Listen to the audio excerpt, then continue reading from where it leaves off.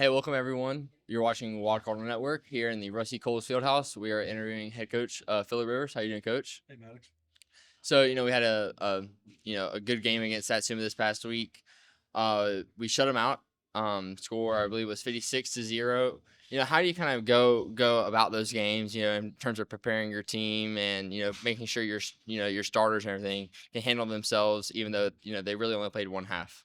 Yeah, well, we went out there and took care of business, as you said, a 56-0 win at home, a homecoming.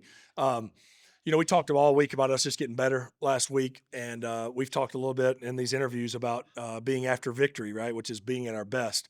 And so, in a game where you were favored like we were, and we felt like we were going to win the game, winning wasn't enough, right? We wanted to make sure we were trying to strive towards being at our best.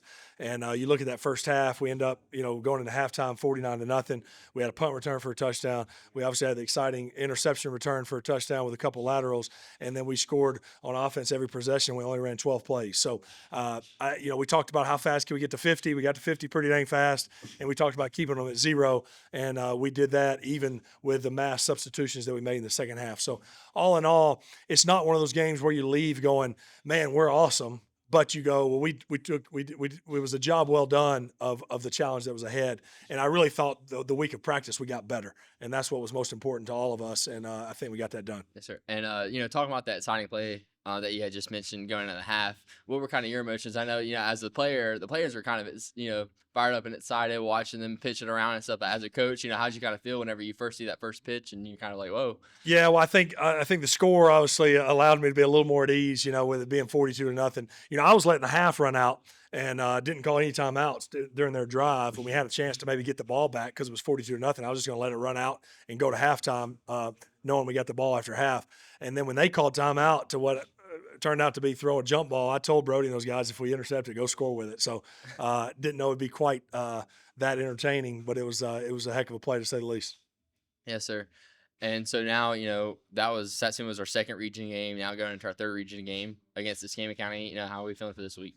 Yeah, no, this is going to be a good road test for us. I think, we knew the challenge that WSN presented, and that they were every bit of, if not more, than what we expected them to be.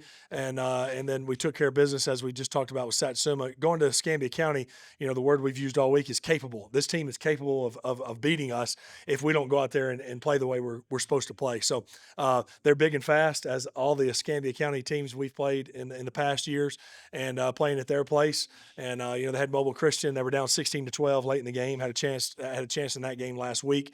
They almost ran a couple punts back.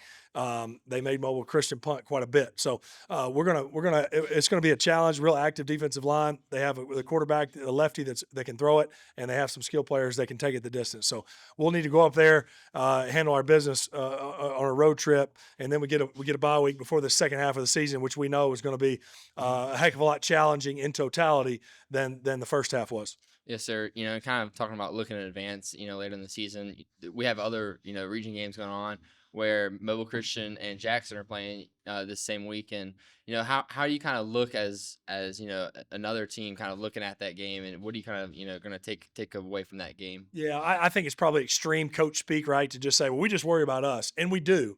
But you obviously are going to look around and see what other teams do. Satsuma's going to Orange Beach. Mobile Christian's playing Jackson. So you're going to look around and see scores and see what's going on in the region.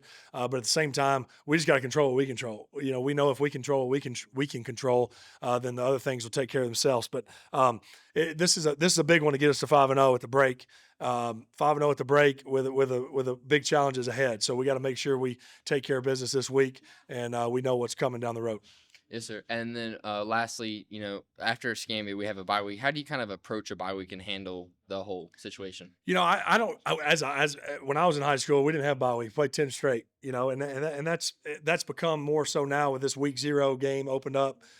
Some teams play a jamboree in week 0, then they play weeks 1 through 10. So they don't have a bye week, or a lot of teams choose to play a regular season game week 0, and then their bye week is somewhere sprinkled in there. So for us, we were putting the schedule together 2 years ago. We were looking for a week 5 game, and then we were looking for a week 8 game. Those were the 2 games we were looking for that we didn't have. We had UMS week 10, we had John Carroll 1, we had Bayside 0. So we really were just trying to find a game. So we were either going to have a bye 5 or 8. Turns out we were able to find Pensacola High School for week 8. So that just gave us a week 5 bye unintentionally. You remember a few years ago we had a week 10 bye, which I didn't necessarily love. So sometimes buys, I think at the NFL and college level, you sometimes need that week for recovery. Guys are worn out mentally. I don't know if that's the case for you guys. So there's a part of me that wishes we didn't have a bye so we could just kind of stay in routine. But we'll handle it well. We'll give you guys some time off. We'll probably work Monday and Tuesday, film and weight room, and get you guys out of here early. And then we'll go out and practice Wednesday and Thursday, and then we'll let you have a long weekend, Friday, Saturday, Sunday, and then we'll gear up for Jackson the following week. Yes, sir. Well, I appreciate it, Coach. See, a friend of mine, little word, told me you come in and play football next year. Yes, sir, I did. I committed to Southeastern Louisiana last Saturday.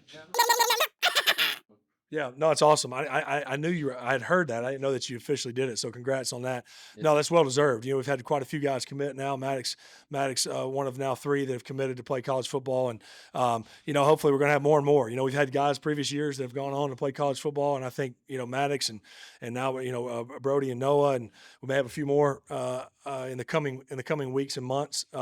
It's exciting. It's good for the program. It's good for these guys. It's well deserved. They've put in a lot of effort, and it's something for them to be where they are now. Don't miss this, as I remind them all the time. Don't miss this time here, because it'll always be special to you. But it is exciting to know that you got some future football ahead of you. Yes, sir. Well, I appreciate the interview, Coach. You're watching Wild Corner Network here at Rusty Cole's Fieldhouse.